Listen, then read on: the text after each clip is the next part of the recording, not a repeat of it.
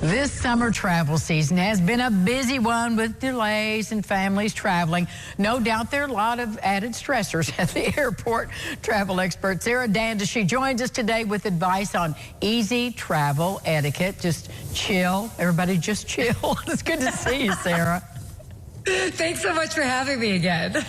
So let's talk about just some rules of thumb about traveling in this busy season. Yeah, I know. This is, by the way, always such a great topic because on one hand, it seems like, well, isn't that just obvious? But we've all been out there. We've all been on planes and are looking at that person in the seat next to us or maybe a row away from us like, are they even paying attention? So here's the thing. When it comes to travel etiquette, here's an overview. Definitely no bare feet. Okay, yes, you can be wearing your sandals, but don't have your bare feet up and maybe like on any of like the armrest or things like that. Also, no smelly food. I get it. They don't necessarily serve a lot of really wonderful food options on the plane, but try, if you're going to eat at the airport and don't necessarily bring your smelly food on the plane because everybody will then be, taking it in.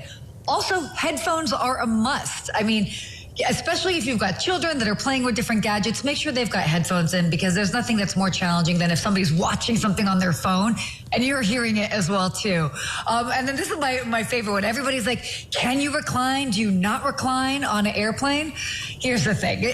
You can definitely recline. That's why they make it available to you. Just be mindful of the person behind you. So don't just quickly move your seat back. Just be mindful. They might have a drink and you don't want to move your seat back too quickly and they end up spilling on themselves. But overall rule, just be mindful and don't engage with rowdy travelers.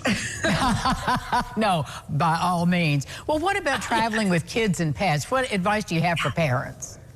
Yeah, no, so that's always great too, especially in the summer season. People are going to be traveling, more kids are traveling. They're out of school for the summer.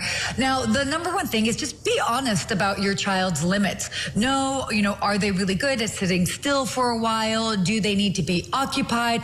And then plan accordingly. Obviously, every child is going to be different. And if they are old enough, try to have a conversation with them. Even if they, might be a little bit, they get a little bit squirmy after some time, try to have a conversation. Let them know, okay, we're going to be here.